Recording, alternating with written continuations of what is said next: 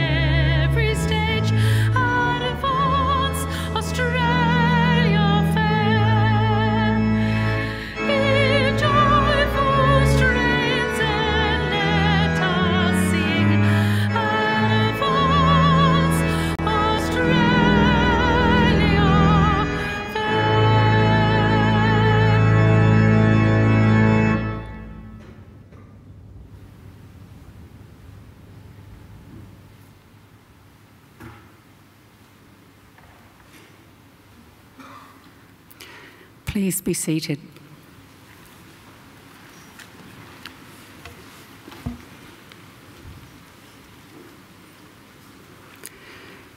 Distinguished guests, ladies and gentlemen, I'd like to invite Chris Tobin, representative of the Darug people, to offer the traditional welcome to country.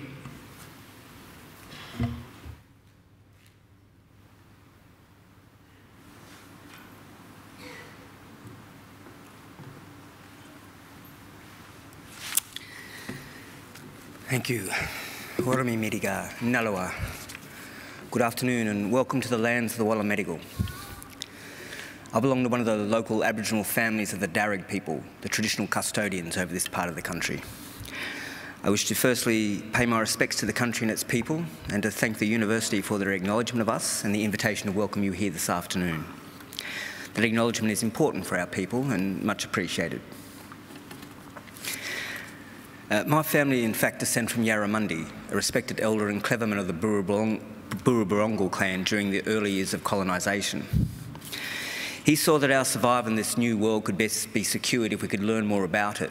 So he enrolled his daughter, Bulungari, or Maria, into the Native Institute, a school set up by Governor Macquarie in 1815, offering formal education to Aboriginal children. Maria studied there for several years and used her newly acquired knowledge to lobby and ultimately secure some land for herself and her family out along the Richmond Road.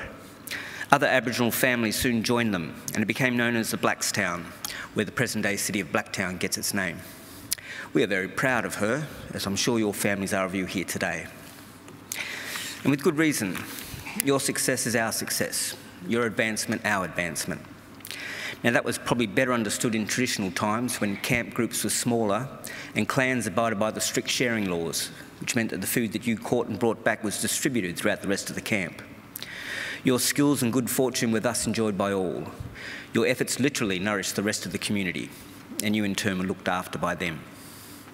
Yes, we can live quite beautifully when we work together. Our Aboriginal ancestors certainly lived well in many respects, and I use occasions like this to offer them to yourselves as a model or a benchmark on how good to expect our lives. You see, when Captain Cook arrived here a little over 200 years ago, he described the people he encountered as one of the happiest people he'd ever met. They owned nothing but the tools they carried, made their shelters from the bark of trees without cutting them down, and harvested food from the earth without excessive tilling or clearing. Now, these were not primitive societies, these were ancient cultures.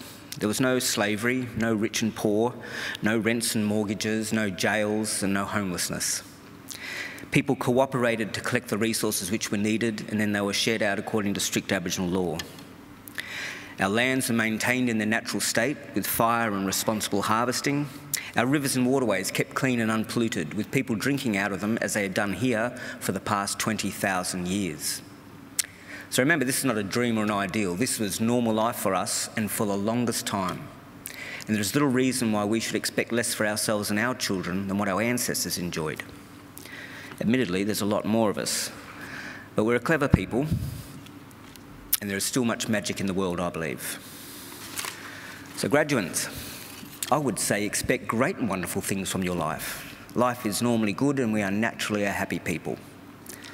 I would suggest, though, you share your gifts with the rest of us and keep following that beautiful spirit within you that got you this far.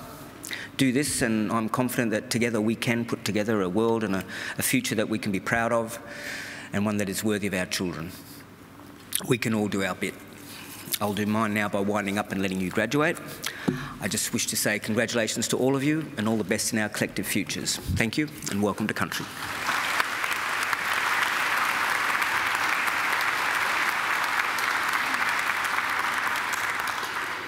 Ladies and gentlemen, I'm pleased to introduce the Chancellor of Macquarie University, the Honourable Michael Egan, AO.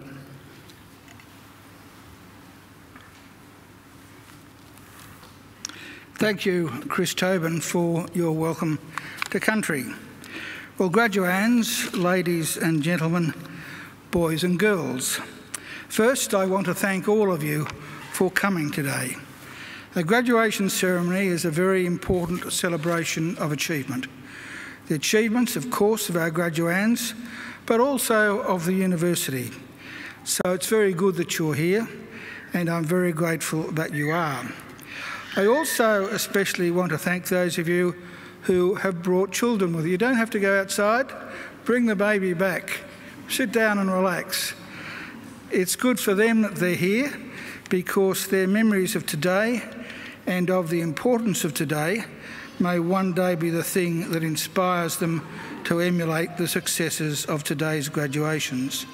And their presence is good for us too, because every celebration is enhanced by the presence and indeed the noise of children. Now, unless children have changed enormously since I was a child, very few of them will be able to stay quiet or still for the duration of the ceremony. I don't expect them to, I don't want them to, and I don't want you to worry if they don't. They are most welcome, and please let them run around and make as much commotion as they like. I'm very pleased that we've also got some tiny little tots with us, some babies. One freshly hatched little baby down there, just 11 weeks old. And babies are allowed to cry. In fact, we know that if a baby wails its lungs out at a graduation ceremony, they're back within 25 years to take out their first PhD. So it's something to be encouraged, not discouraged. Now, the most important thing today is that our graduands have a great day. And it will only be a great day for you if you relax and enjoy it. Most of you look relaxed. Most of you look happy. There's one or two of you that look very, very nervous, as though you're about to enter the examination room rather than receive your degree. Truly, nothing can go wrong with... Well, that's not quite right. Occasionally people come up here and they trip and fall. That's fine. That's why all these people here, highly paid and highly trained, to pick you up and send you on your way. So please don't worry in the slightest, because you deserve to enjoy the day, you deserve to take pride, great pride in your graduation. Completing a degree is never easy.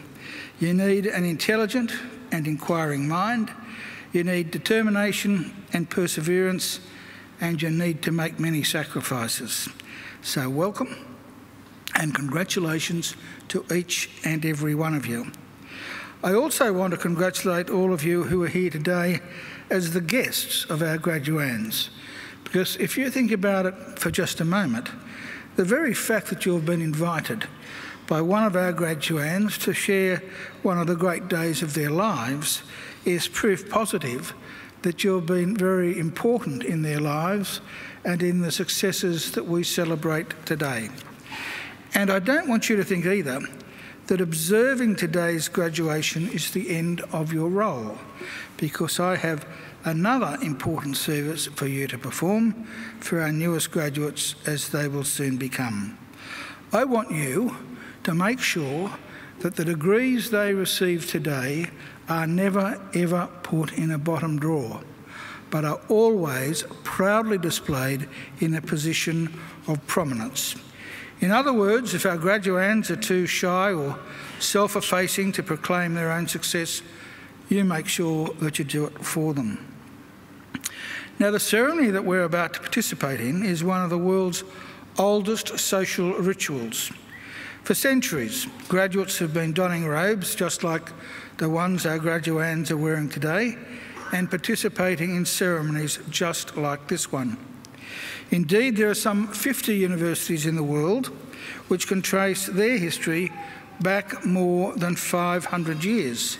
Now, Macquarie obviously is not one of them. We're a very young university celebrating our 50th Jubilee only 4 years ago. We proudly take our name from Australia's greatest colonial governor, Governor Lachlan Macquarie, a man whose greatness and achievements were never acknowledged by his contemporaries, but only by history. Those of us who went to school in New South Wales were taught that Macquarie was a great builder, and indeed he was. But his greatest legacy had nothing to do with bricks and mortar. His greatest legacy was the ethos he established, much to the annoyance of the British authorities at the time, of an egalitarian society, because it was Macquarie's insistence that in this fledgling convict colony there be no distinction between the free and the freed that was the foundation of the Australian notion of a fair go for all. And that is a legacy that here at Macquarie we will always aim to maintain and honour. After our first 54 years, we now have more than 184,000 Macquarie graduates living in 142 countries. Macquarie is a very modern and outward-looking university. We're now ranked in the top 2% of the world's universities. From our beginnings, we have defied the traditional boundaries of academia. We've pioneered and continue to pioneer learning and teaching approaches that challenge conventions and shift thinking. Our students play a major role in their own learning and are empowered to guide what and how they learn. We're also research pioneers. Our framework for the future, world-leading research with world-changing impact, is brought to life by renowned researchers whose bold and innovative solutions to issues of global significance are of enormous benefit to the world we live in. And that, by the way, is not an idle boast. I'm sure almost everyone in this room at some stage benefits from the use of Wi-Fi. Now, it may surprise you to learn that Wi-Fi was not developed at Harvard University or Oxford University or Melbourne University or Sydney or the ANU. No, Wi-Fi was the work of Macquarie University engineers and scientists in conjunction with scientists from the CSIRO. Now, that's something of which Macquarie University and indeed Australia can be justifiably proud. And the research that's currently underway at Macquarie is certainly no less significant. I'm sure all of you will be aware of the very recent death of Professor Stephen Hawking, a brilliant scientist and a marvellous and inspiring man. The disease he fought almost all of his life was motor neurone disease, and I'm very proud to say that our Faculty of Medicine and Health Sciences is at the forefront. In fact, I think it's fair to say we are the Australian leader in helping to find a cure for that dreadful disease. In fact, we have countless research projects underway, all of which have enormous potential to add to the world's knowledge and well-being. We're also proud of some of our new or relatively new facilities, including our Australian Hearing Hub, our library and our hospital. We are the only university which owns and operates its own hospital. But we have a lot more to do to make sure that all of our facilities are fit for purpose. That's why when you arrived here this afternoon, you may have thought for a moment that you were visiting a war zone. That big hole in the ground outside behind me is the site of our new central courtyard, which will house new food and beverage facilities, other social and study areas, as well as on-campus student accommodation. A little further away, our arts faculty building, one of our oldest, has been completely gutted and will be replaced by a new arts precinct, which will also include new spaces for our superb museums and galleries. So we're looking forward and we're on the move.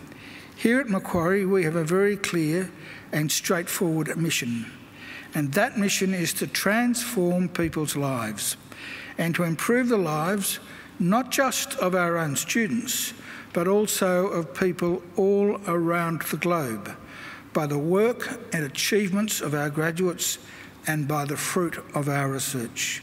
We want Macquarie always to be a leader in teaching and learning and a leader in the accumulation of knowledge and understanding.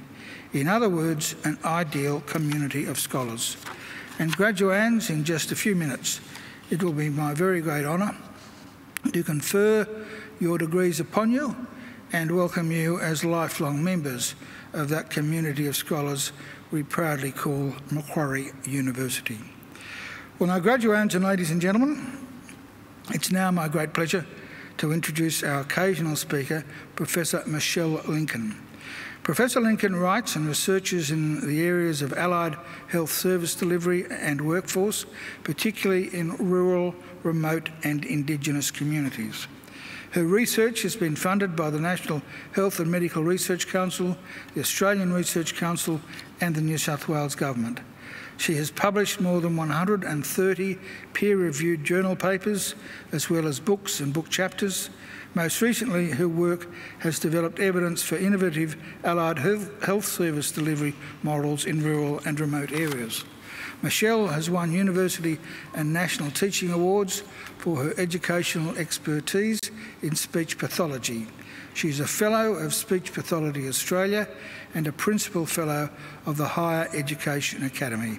I now invite Michelle to deliver the occasional address. Ladies and gentlemen, please welcome Professor Michelle Lincoln.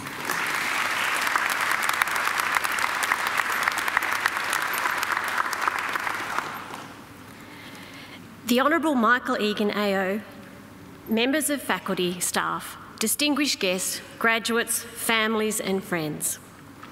I too would like to acknowledge the traditional owners of the land on which we are celebrating graduation today, the Wadamadigal clan of the Darug Nation. I pay my respects to elders past and present and to the Aboriginal and Torres Strait Islander staff and students of the university. Well, congratulations, graduates, and congratulations to your family and friends who are sharing in your success today. I'm truly honoured to be giving the occasional address on such an important and momentous occasion for you. University degrees are not easy, as everyone who has one knows.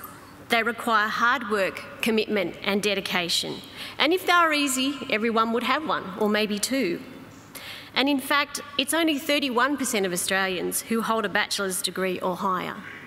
So completing a university degree is a huge achievement. It's pretty special, and it's something that not everyone has a chance to do. Having an education like the one you have received is both a privilege and a responsibility. As Kofi Annan, Nobel Peace Prize winner, said, knowledge is power, information is liberating, education is the premise of progress in every society and in every family. In preparing my graduation speech today, I thought long and hard about what I could share with you. What words of wisdom or inspiration or life lessons could I impart? But I've chosen to focus on one simple message, and that message is to use your education to give back to your community through leadership and service. I want to share with you my vision about how you can contribute to your community, how you can volunteer to help others to learn, to grow, to flourish, and to extend the benefits of your education beyond yourself. I want to focus on your life outside of your career and workplace. Unusual at graduation, I know. But I will create a vision for you about what leading an educated life looks like and encourage you to apply your education in service and leadership to your community.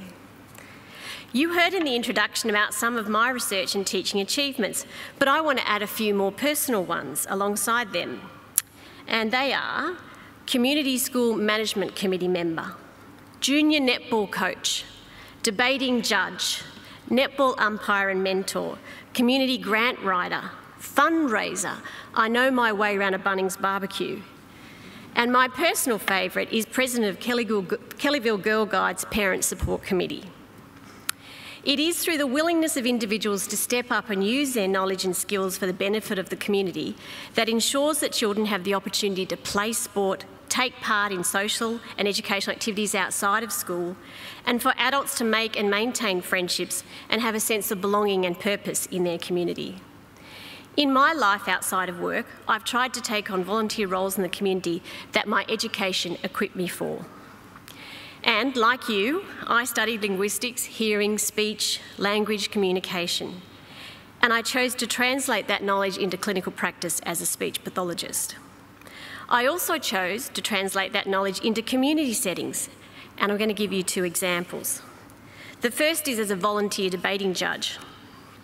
As someone who spent most days listening to children struggling to communicate because of stuttering or a hearing impairment, phonological disorder or language delay, listening to these very verbally capable students put forward arguments, show off amazing vocabulary and use language in persuasive and entertaining ways was like listening to a Brahms concerto or Frank Sinatra or Bruno Mars, depending on your taste.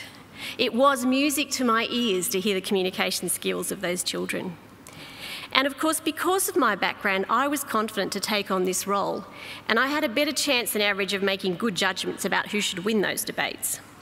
Few parents I knew felt they had the skills to be a debating judge, just as I knew I didn't have the skills to run the school banking program. I used my educational background to take on a role few others felt they could, and applied my knowledge and skills in verbal communication for the benefit of the community, in just a small way. My second example is about community grant writing. I used my academic writing skills to write a grant for the local Girl Guides group to build a new veranda on the side of the hall. The existing hall was tiny and very old and built by the Lions Club in the 1960s. The hall is at Kellyville, many of you will know, an area where there are growing numbers of families and children. The $40,000 grant built a massive covered veranda that doubled the size of the hall and the number of girls who could join guides. That grant sits proudly on my CV alongside the $4.5 million in research funding I've had from the Australian government. And when I drive past that guide hall, I'm really not sure which ones I'm the most proud of. The point of these two examples is that I chose to deploy my skills gained from my university education in community contexts. Both are small contributions in the scheme of things, but imagine if every university-educated graduate applied their education just once or twice in a voluntary capacity in their community. Imagine what could be achieved. I encourage you to think about how you can best use your linguistic skills in your community, perhaps in areas that play to your strengths in language analysis, cross-cultural communication, readability, written communication, language development, and language difficulties. Or maybe you can contribute something you're passionate about using the other graduate capabilities that you've developed throughout your degree, like problem solving, project management, and critical thinking. And think of all the skills you develop wrangling your peers during group assignments. Surely they would come in handy in a community context as well. Maybe you could be the person who writes or edits the community group newsletter, or you could use your cross-cultural communication skills to bring people together from different linguistic and cultural backgrounds. You could support your local Aboriginal community to reclaim and record their language, or promote positive messages about the importance of reading to children to facilitate language development. So my take-home message to you today is that your education has prepared you for a fabulous career, but it has also prepared you to be community leaders and to provide meaningful and skilled service to your community. Make sure that your community gets the benefit of your education. And to finish off on a lighter side, volunteering can not only have a huge impact on others, but also on your life and well-being. Research shows that volunteers are happier, healthier, and sleep better than those who don't volunteer. And sustained volunteering is associated with better mental health. In fact, 95% of volunteers say that volunteering is related to feelings of well-being. So there's something in it for you as well. Volunteering in your community may even enhance your employability or lead you to a career path that you become passionate about, something you may not ever have imagined. The rewards are many, so take a chance and get involved. Pay your education both backwards and forwards. Congratulations again on the recognition of your achievements today, and I wish each and every one of you all the best for the future. Thank you.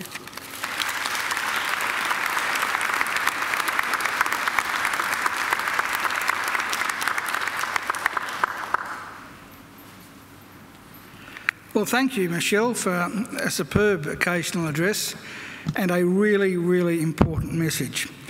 I wrote down some of the words. Volunteers are happier, healthier, and even sleep better. And I think that's true. And what's more, I've always found that volunteers look a hell of a lot younger than their age group. And that's probably because they do sleep better and they are happier in themselves. Australian society would be very much the poorer if it weren't for volunteers. And I might point out that Michelle is a volunteer today. She's an academic, but not an academic at Macquarie University. She comes from Sydney University and has volunteered her time to speak at your graduation today. One only has to look at the success of the Sydney Olympics, which was largely because of the volunteers who put their heart and soul into it, who made sure that Australia put its best foot forward in the view of the whole world. And of course, we depend on volunteers here at Macquarie University. Our alumni volunteers, some are sitting over there, some are over there, come along to our graduation ceremonies to make sure that everything runs smoothly. We owe them a huge debt of gratitude. So it's not just your work life that I hope Macquarie University has prepared you for. I hope it's also prepared you for a role in the wider community, and you really can make a huge difference to the quality of our society.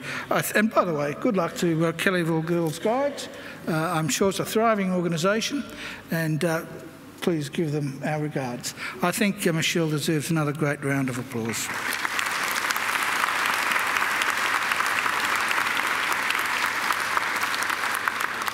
Michelle, by the way, will be back here on Friday morning, I think, because her daughter is graduating from Macquarie University then. So we look forward to seeing you on Friday morning.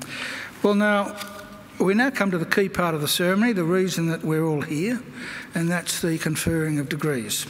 Now, I did say to you earlier that there's nothing to worry about, and that's true, except for me.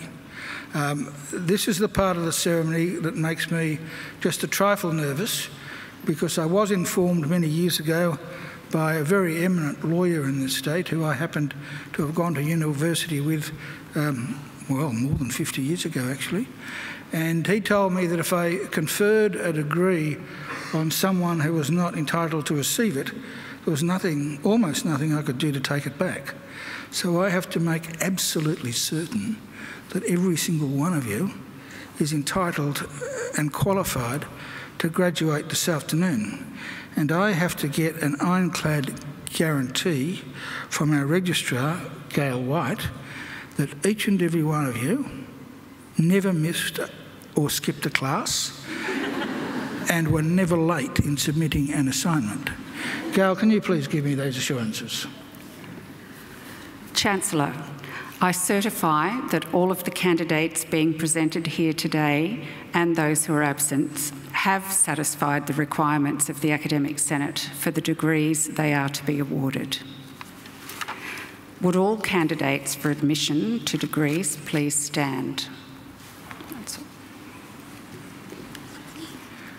Graduands, in the name of the Council of Macquarie University and by my authority as Chancellor, I admit each of you present and those who are absent to the degrees for which you have qualified.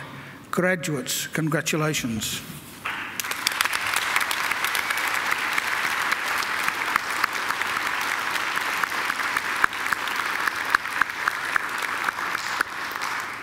Please be seated. Chancellor, the graduates at this ceremony are from the Faculty of Human Sciences, and I call on Associate Professor Jan-Louis Kruger, Head of Department of Linguistics of the Faculty of Human Sciences, to present the graduates. Associate Professor Kruger. Chancellor, the Faculty of Human Sciences hosts a unique combination of disciplines connected by the common purpose of building an understanding of what makes us human.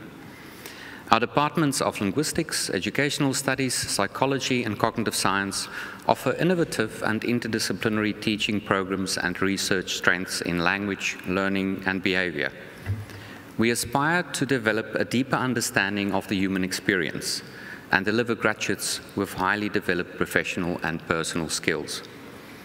The Department of Linguistics undertakes research in the fields of hearing, language processing, child language acquisition, adult language learning or TESOL, applied linguistics, language production, and translation and interpreting.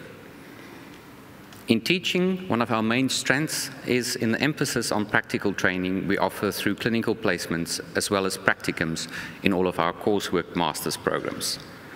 The department is engaged in teaching across 5 distinct yet interrelated disciplinary areas in our coursework programs, namely applied linguistics and TESOL, translation and interpreting, clinical audiology, speech and language pathology, and our new master's degree in accessible communication. This, integrated with our on-site clinics for speech and hearing, psychology, reading and emotional health, all housed in the Australian Hearing Hub, brings together some of the country's best researchers, educators and service providers from industry, government and academia. Chancellor, I present to you the graduates from the Faculty of Human Sciences whom you have admitted to degrees. I present the graduate admitted to the Bachelor of Arts, Sarah Elizabeth Robinson.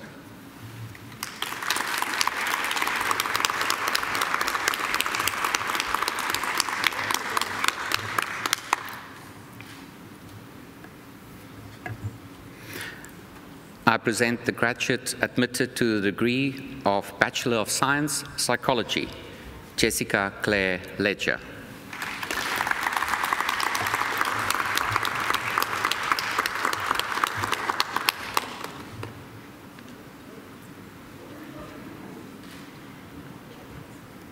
I present graduates admitted to the degree of Bachelor of Speech and Hearing Sciences, Joanne Curtis.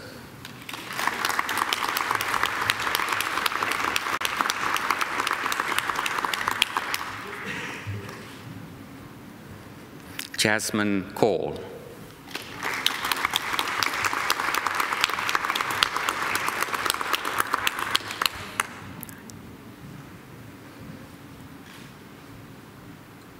I present graduates admitted to the degree of Bachelor of Speech, Hearing and Language Sciences, Melanie Ashil.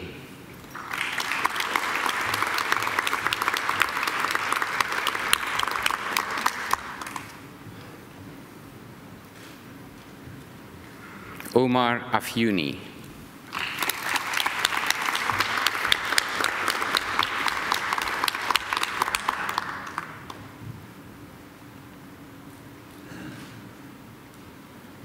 Akifa Ahmad.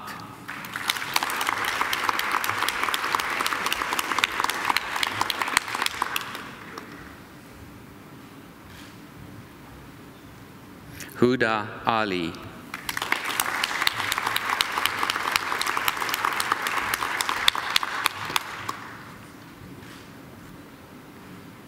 Neelab Ali.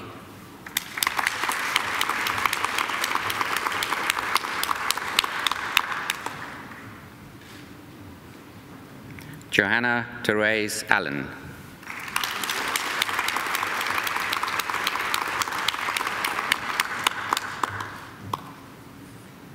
Iman Anus.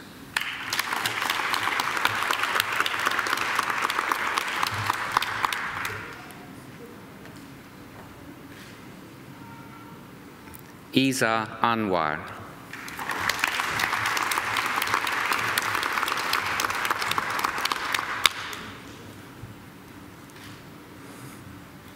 Elisa Ayub.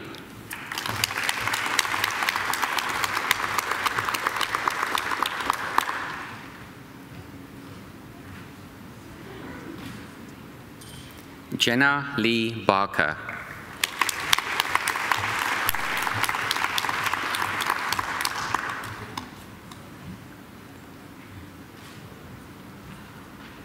Sarah Nolene Barkeen.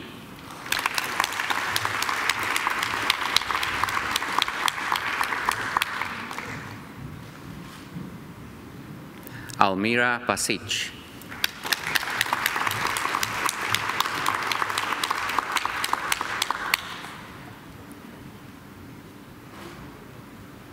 Laura Maureen Bowen.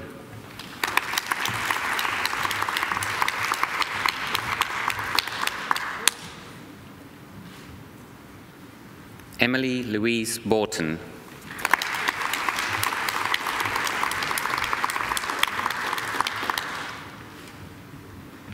Jennifer May Brad.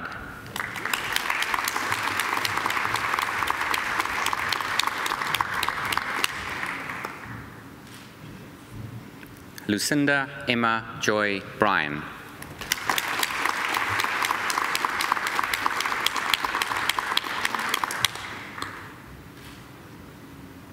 Joanne Buston.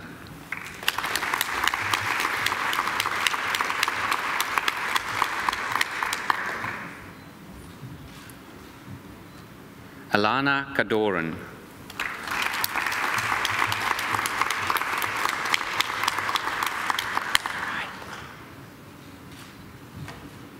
Jennifer Cassie.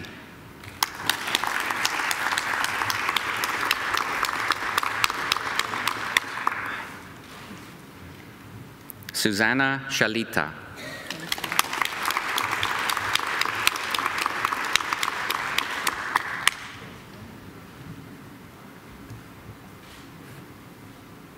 Rachel Konecki.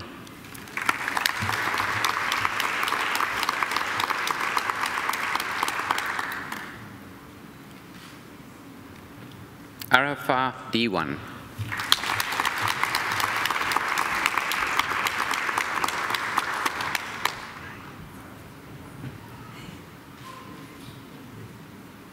Teresa Irene Duggan.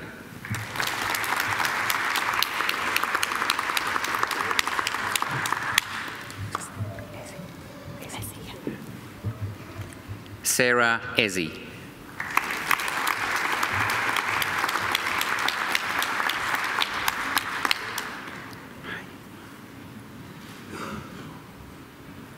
Jana May Pfeiler-Guten.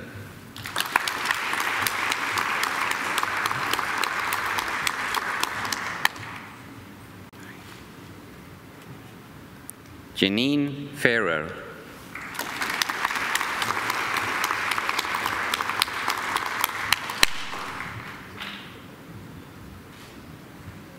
Amy Fisher.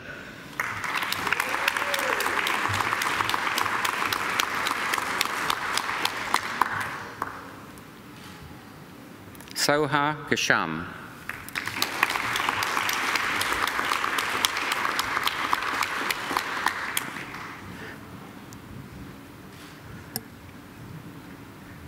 Maria Crystal Giacomis.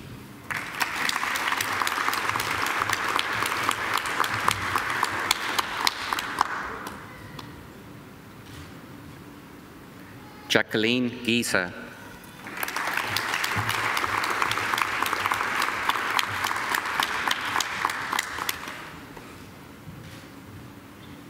Emma Gold.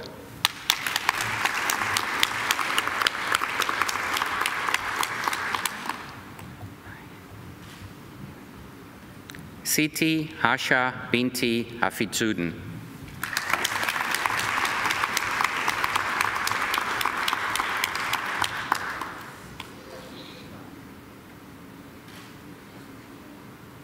Jasmine Nina Harvey.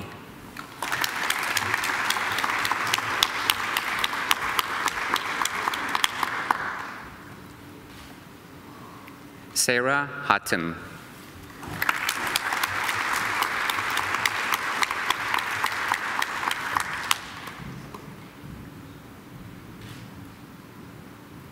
Natalie Eep.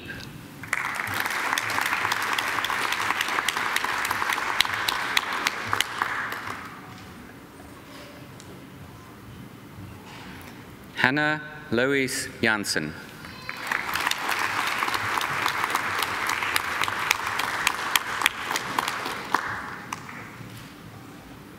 Anna Jones.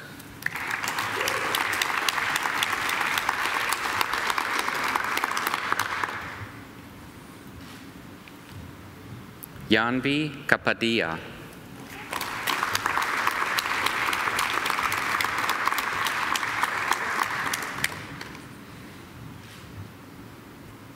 Rashvi Kapadia.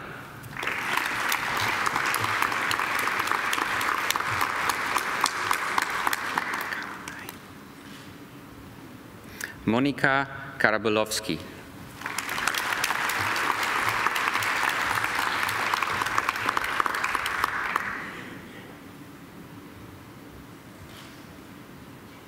Jasmine Karas.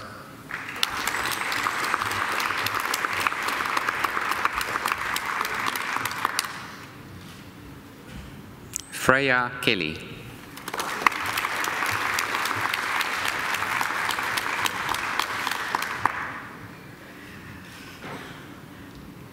Hani Khalil.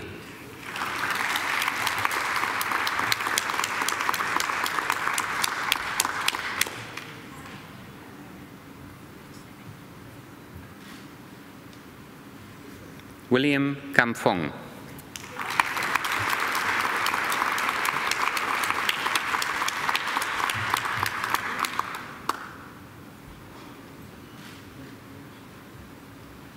Namra Nafis Khan.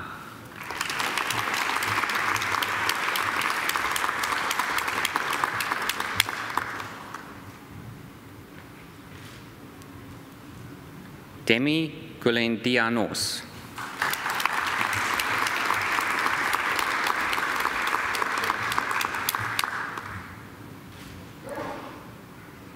Timothy Hopkin Lam.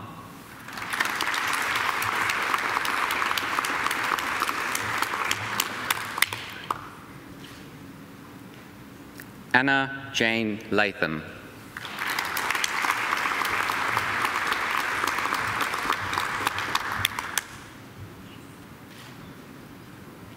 Emma Rose Law.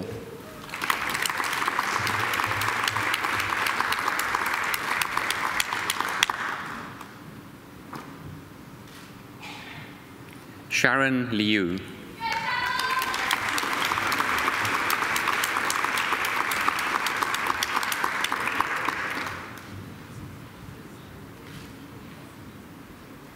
Jessica Lorjay.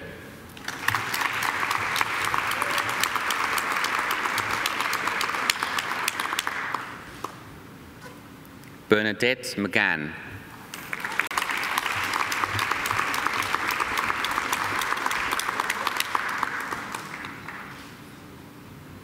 Mark Maiolo.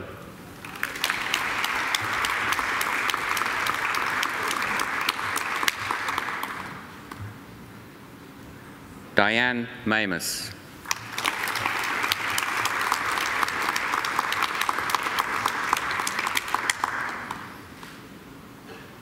Kaylee Mamone.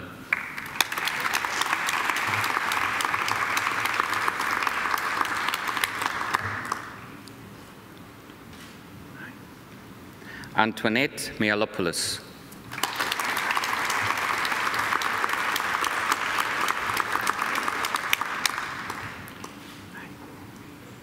Ilaria Nashet.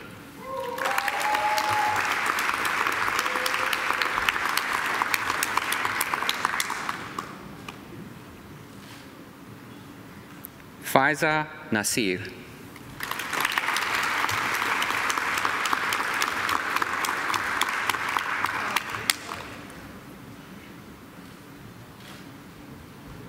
Janice Ng.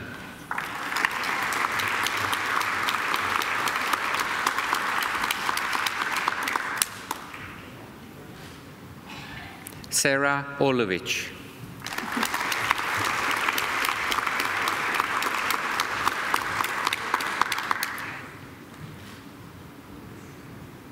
Sindura Pater.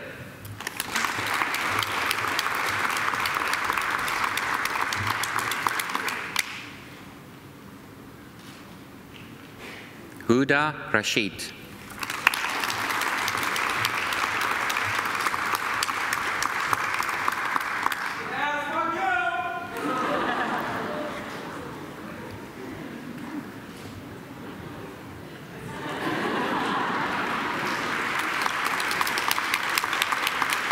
Harshari Kaur Tandi Ranjit Singh.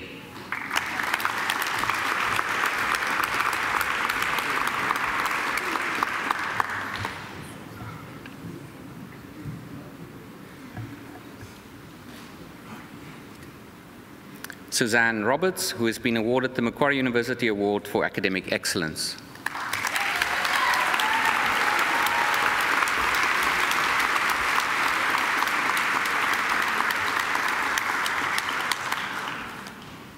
Kira Rodionov.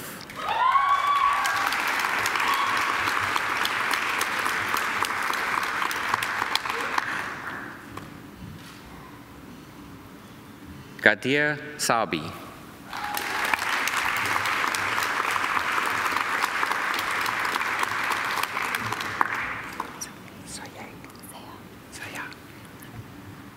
Miriam Jennifer Sayah.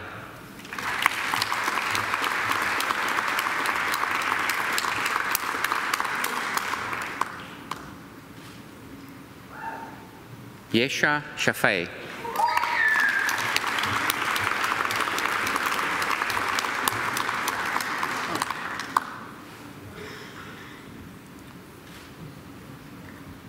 Nimrita Singh.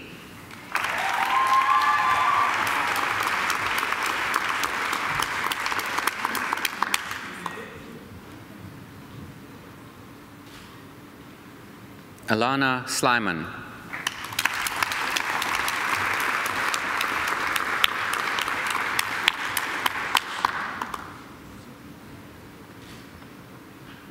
Louise Ann Smalley.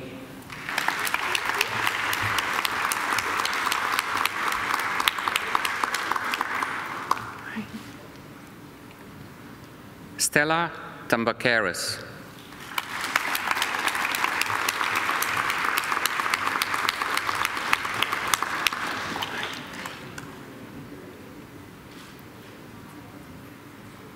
Carmen Jia Mintan.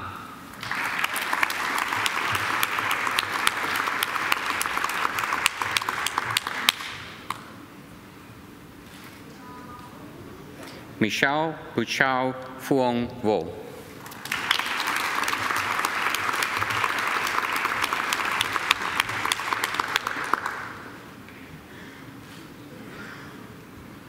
Jessica Marianne Watt.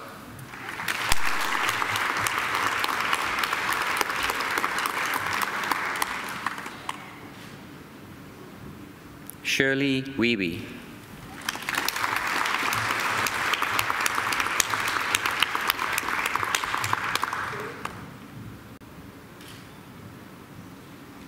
Jessica Lauren Windsor.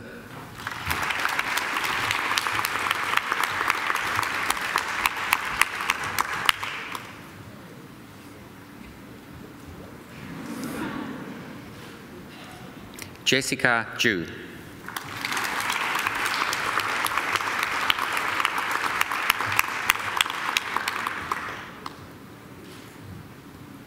I present graduates admitted to the degree of Master of Clinical Audiology, Neelab Akbari.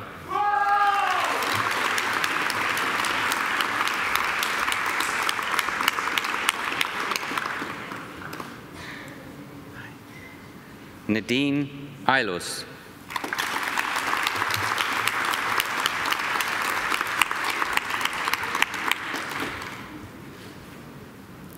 Ninka Bell.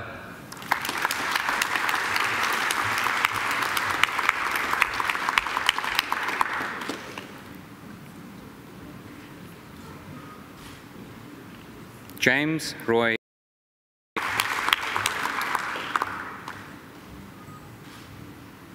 Sophie Louise Biggs.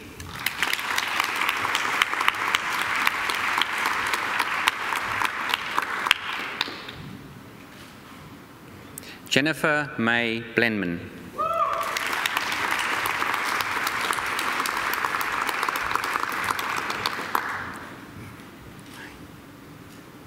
Catherine Annette Buczynski.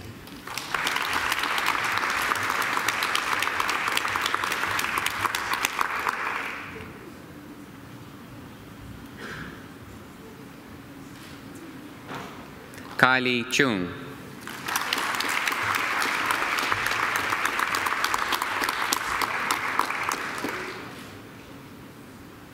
Monique Cox.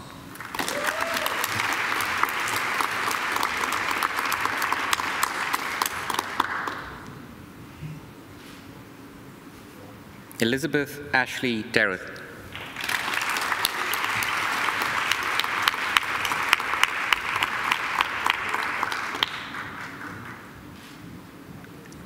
Layla Air.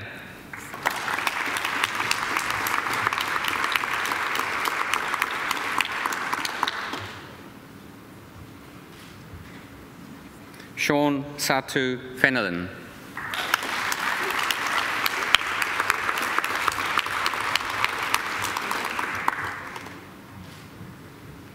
Deborah Felicity George.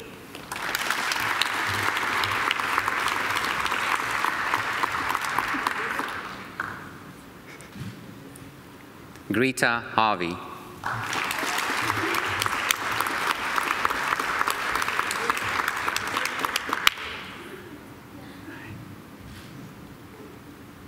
Mariam Kalahun.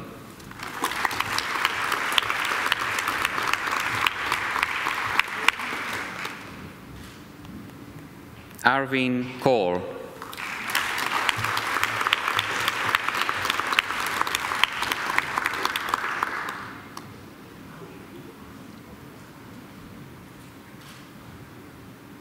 Aima Khan.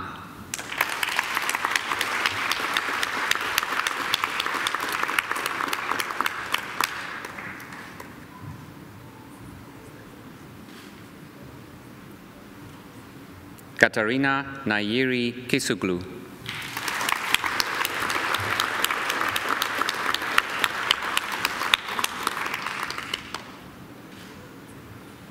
Sarah Marie Klump.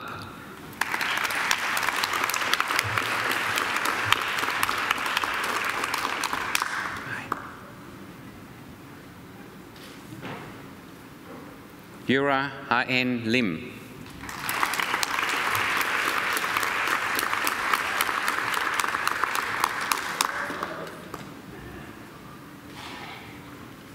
Elizabeth Louis.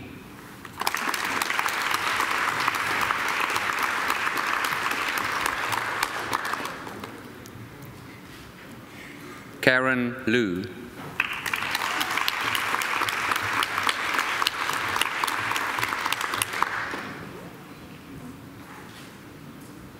Tanith Victoria Lum.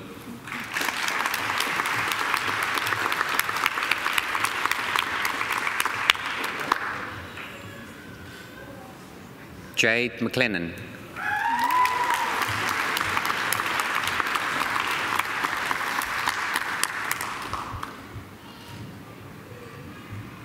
Kerry Ann Miller.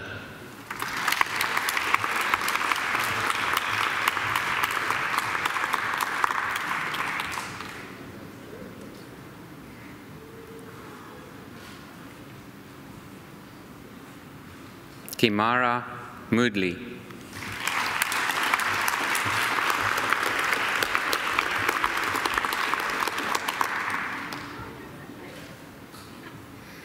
Nicholas Peter Forbes Morrison.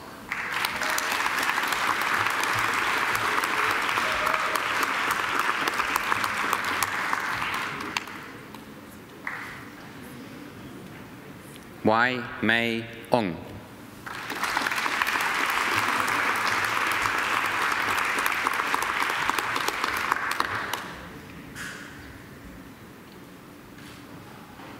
Sarah Isabel Pallett.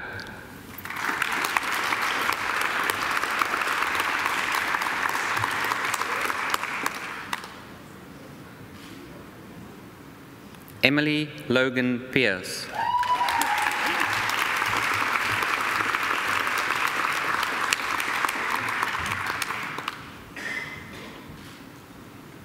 Madeline Rose Pearson.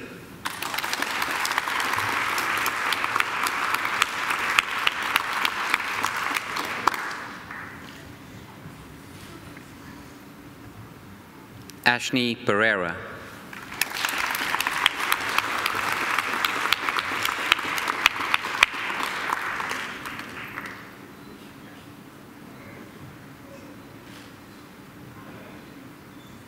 Jessica Lee Rom.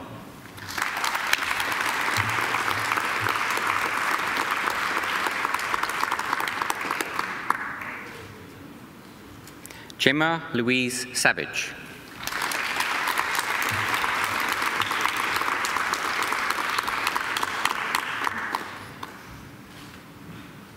Kathleen Elizabeth Sia.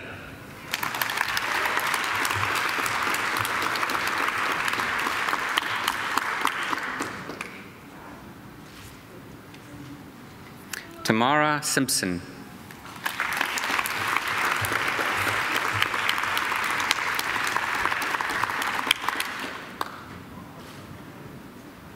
Vivian Sun.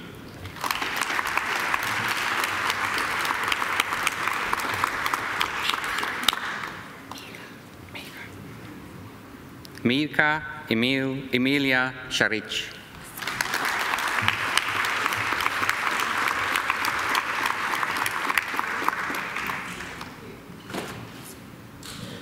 Hannah Thomas.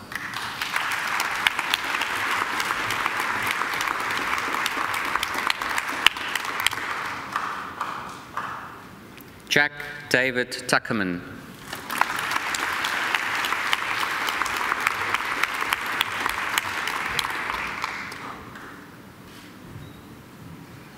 Laura Catherine Wade, who has been awarded the Macquarie University Award for Academic Excellence.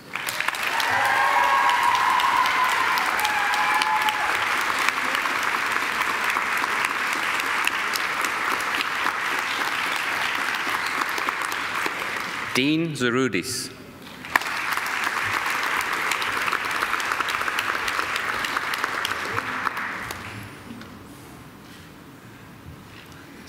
I present graduates admitted to the degree of Master of Research. Yasunori Katu for a thesis entitled Yakuwariku, Knowledge Among Learners of Japanese in a JSL Context.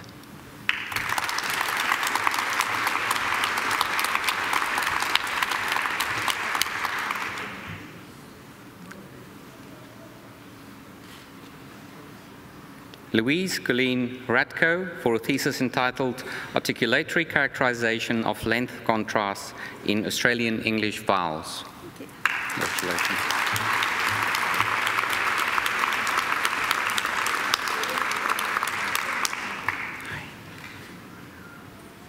T2 Liam Jung for a thesis entitled Using English as a Medium of Instruction in Higher Education in Vietnam, a case study of a physics degree program.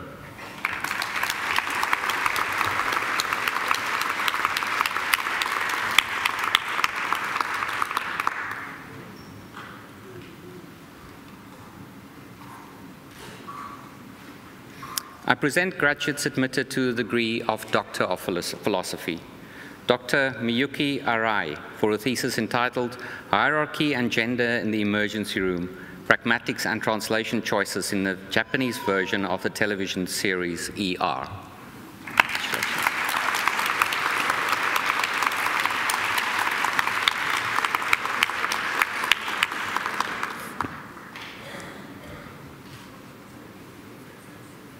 Dr. Serja Chen for a thesis entitled Exploring the Process of Note-Taking and Consecutive Interpreting, a pen-eye voice approach towards cognitive load.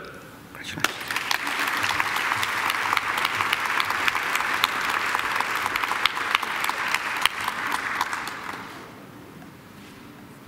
Dr. Joanne Elizabeth Fitzgibbon for a thesis entitled Reading Fluency in Children of Early Primary School Age, Assessment and Targeted Instruction.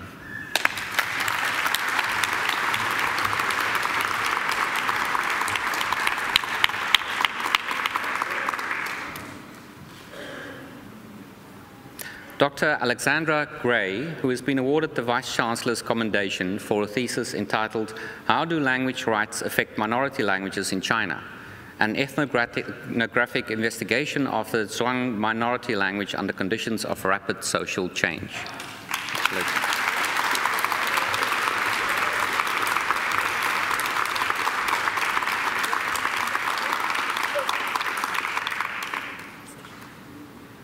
Dr. Wu-Yihan Han for a thesis entitled A Corpus-Based Contrastive Analysis of Directive Speech Act Verbs in English and Chinese legislative Texts. Sorry.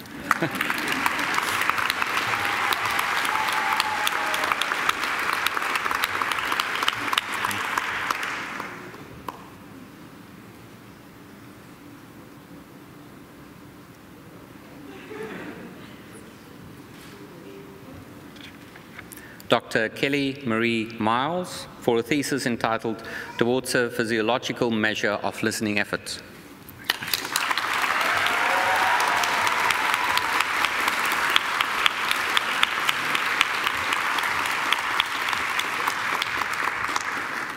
Dr. Gary Thomas O'Neill for a thesis entitled Multilingualism and Occluded Diversities Within the Superdiverse Conditions of the United Arab Emirates, a study of the multiple language resources, practices, and ideologies of young Emirati women.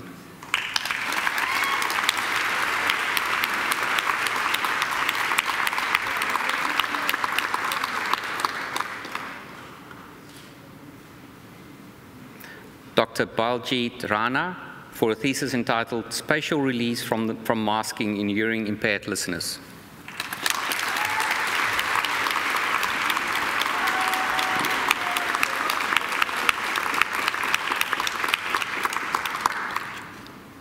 Dr. Anman Wang for a thesis entitled Pragmatic Information for CFL Beginners in an Experimental EC Learners Dictionary.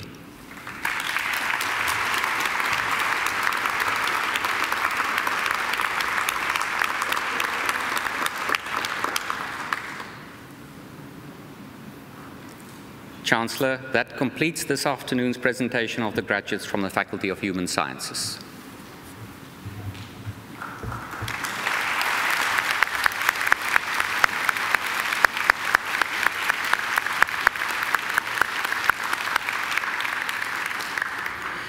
Chancellor, I call on Dr. Alexandra Gray, who has graduated this afternoon with a Doctor of Philosophy, to speak on behalf of the graduating group. Dr. Gray.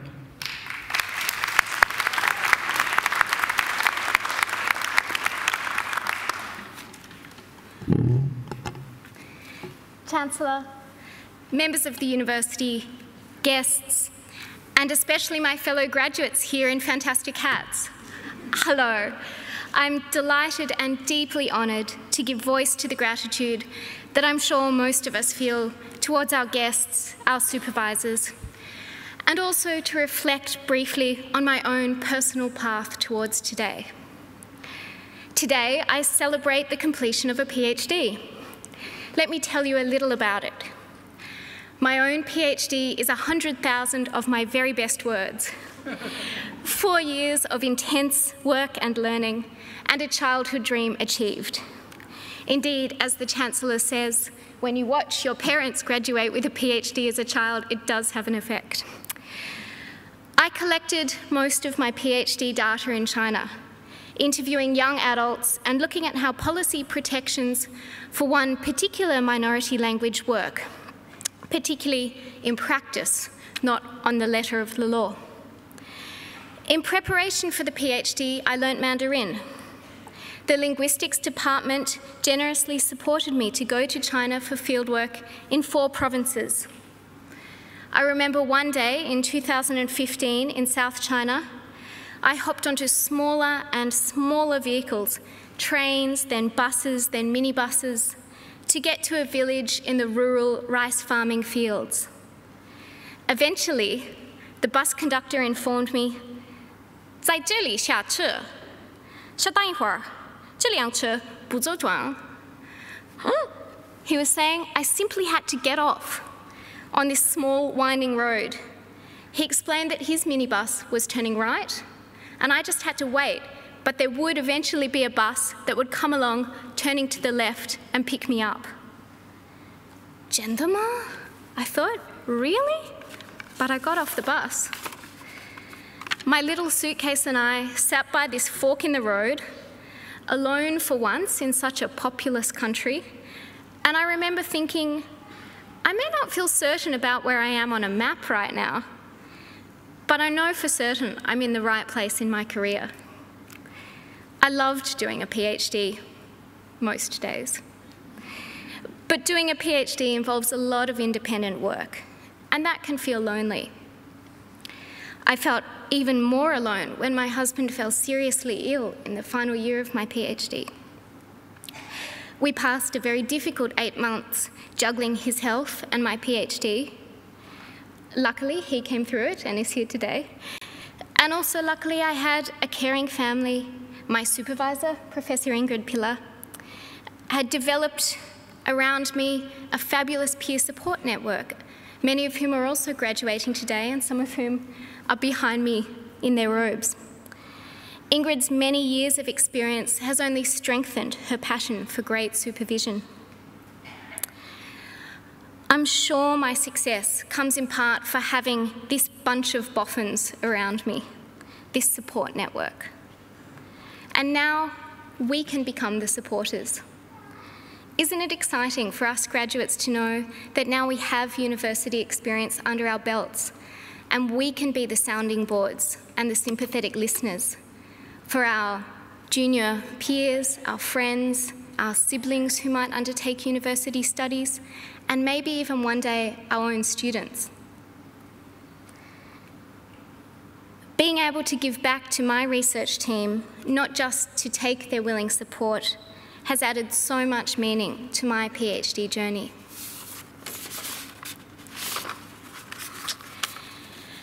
Despite the scale of my project and the personal pressures, I nevertheless finished my thesis within the 4-year limit. Then I won a Vice-Chancellor's commendation and a National Thesis Prize, and I've just started a job running my own project at the University of Sydney. I was pretty sure I'd get to the end of the PhD eventually, but I wasn't sure that I'd get here in such a good state. So happy. It is with an unashamed sense of triumph that I graduate today. I hope very much that every other graduate here at every degree level feels triumphal too. Each has surely overcome their own obstacles. I couldn't be more proud in representing all of us here today, in thanking our community, this community who have fostered in us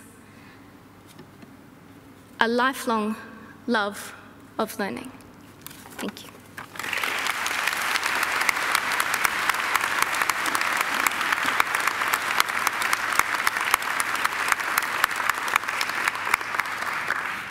Well, congratulations, Alexandra, not only on a fine speech, but particularly on your Doctor of Philosophy degree.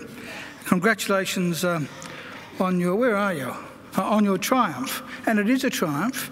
And it's not only a triumph to get a degree, and but particularly to get a PhD. So I congratulate you on that.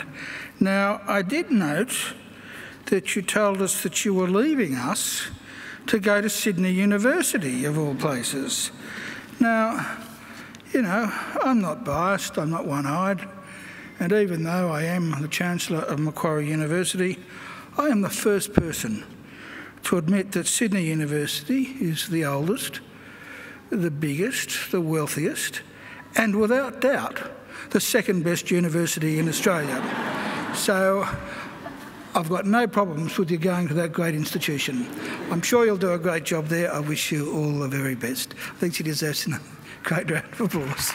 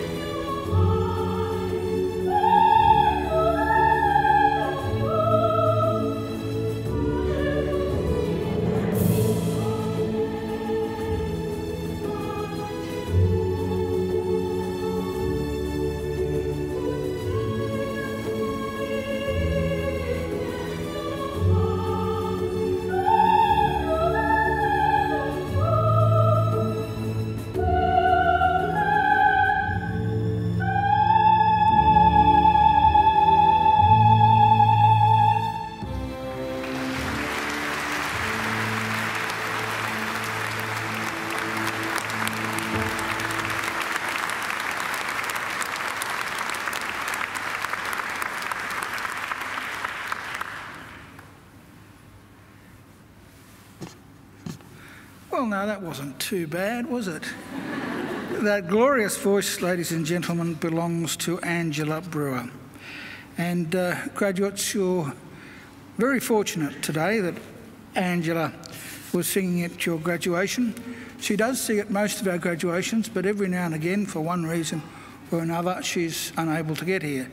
So you really were fortunate that Angela sang today, because when Angela can't come, I do the singing. I don't know why no one ever believes me when I say that, because I do. I really do. I think she deserves another great round of applause.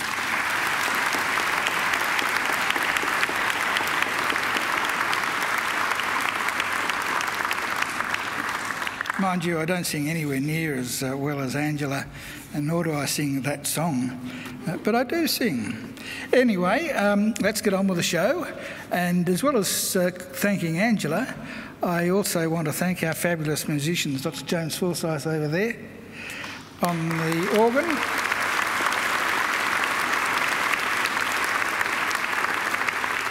And on the Chinese transvert flute, Dr. Chai Chang Ning.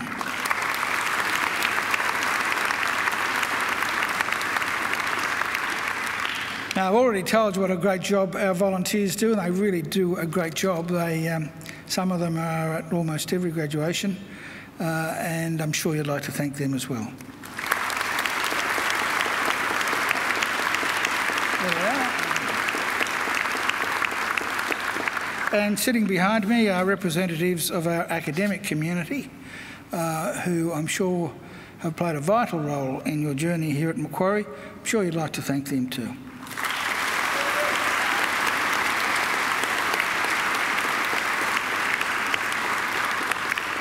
Well, graduates, this ceremony marks the end of one stage in your relationship with Macquarie, but it is certainly not the end of your association with Macquarie.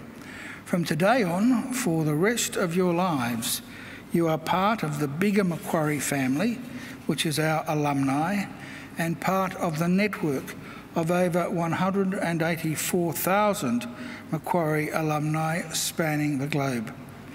We'll keep in touch with you through our alumni program, which is focused on lifelong learning, lifelong support, and lifelong connections. Our commitment to you is to help you keep in touch and engaged with Macquarie throughout your life. And please, graduates, do make sure that you come back to Macquarie, either to undertake your study, attend alumni events, or use our aquatic and fitness facilities, or even, if you like, just enjoy a stroll through our lovely campus, or even a picnic down by the lake. Well, now, graduates, the award of a university degree carries many opportunities and privileges, but like all privileges, it also carries responsibilities. Believe it or not, you, each and every one of you, can change the world. And you don't have to be a Nobel Prize winner to do it either, because almost everything you do, in your homes, in your workplaces, and in your communities matters and can make a huge difference. The consequences of every effort, every action, large or small, can reverberate throughout society, through the decades, indeed the centuries. Even something as simple as a kind word or gesture can often be the spark that ignites a great life or a great career or a great achievement. So as Chancellor of Macquarie University, I charge you to use what you have learned, not only for your own benefit, but also for the benefit of the world we live in. I charge you to use the skills and knowledge you have acquired with rigour and integrity, and to commit yourselves to a program of lifelong learning and inquiry. I charge you to recognise the worth and dignity of all people, particularly those who have not had the opportunities that you have enjoyed. I charge you to set high goals and to continue the hard work that has brought you so far.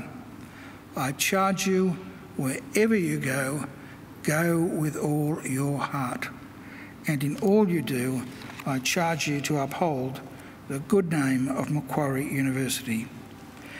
Now, graduates, I hope also that you'll always remember the people who have helped you along the way, many of whom, of course, are here with you today to help you celebrate. So to acknowledge their contribution and thank them for it, I'm now going to ask you to do a couple of things. Graduates, would you please stand? Now I'd like you to put your degrees on the seats behind you so that your hands are free. And I'd like you to turn to face your families and your friends. And now I invite you to give them a mighty round of applause.